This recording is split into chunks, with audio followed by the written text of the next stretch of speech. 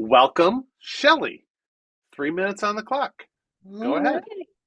Hey, all right. So, I am Shelly and I'm from Humble. It's like Northeast Houston, and I am a previous digital learning coordinator.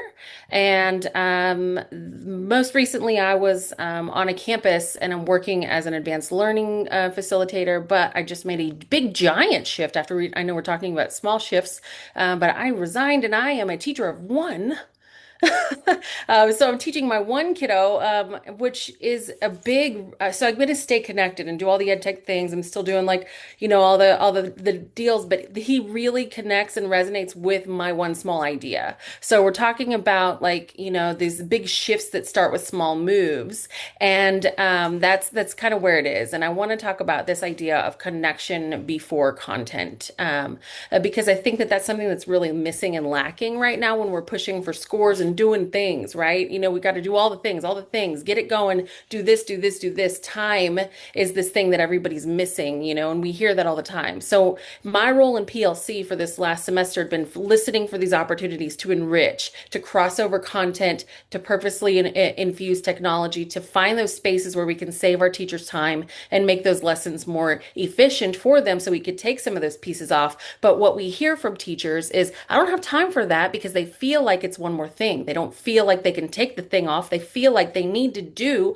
everything else still. They don't feel that release yet, because we have small groups everywhere, small groups in math and science and reading and thing. And then we still have to narrow that focus down. We still have to also intervene and then enrich and do phonics and do data collection and do reflections and all these things. And then real life interrupts too. We have absences, we have an assembly, we have a fire drill, we have all the things, right? You guys can feel me, right? You feel the anxiety coming, right?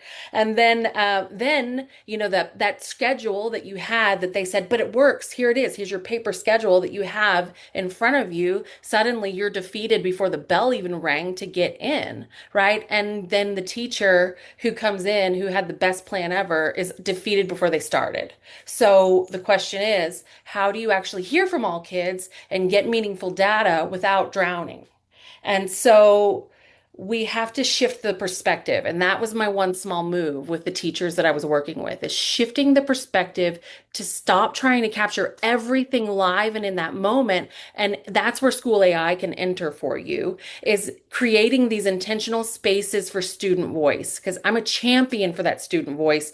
Hence why I resigned, to get my students' voice, my own students' voice heard, right? So we created these spaces. I'm listening to them. I'm creating these spaces as they're talking, right? So the teachers don't have to be everywhere. Their perspective just has to shift a little bit, right? So it can have, the voices can be heard during or after small groups, hear from those quieter or slower processors.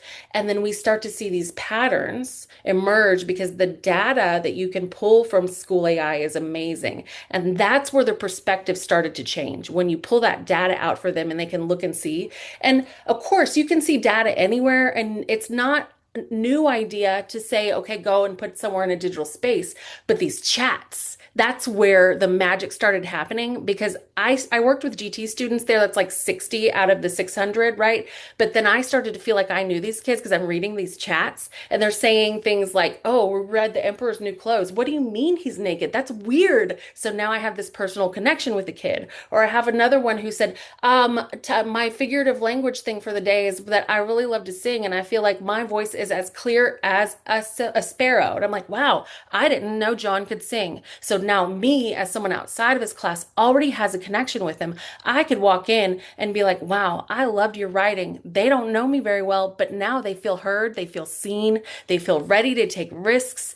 And they're like, yeah, I'm going to do it again. There was even one kid that called Dot their best friend. That's crazy, right? It's like Dot, this thing in there, inside this. They're feeling connected, ready to take risks. Our teachers are getting clarity. You feel like, as a teacher, oh my gosh, I've eliminated some time. I've saved time, but a kid feels like, this is where my thinking matters, my voice is heard, and that right there is the shift that's worth making. So there you go.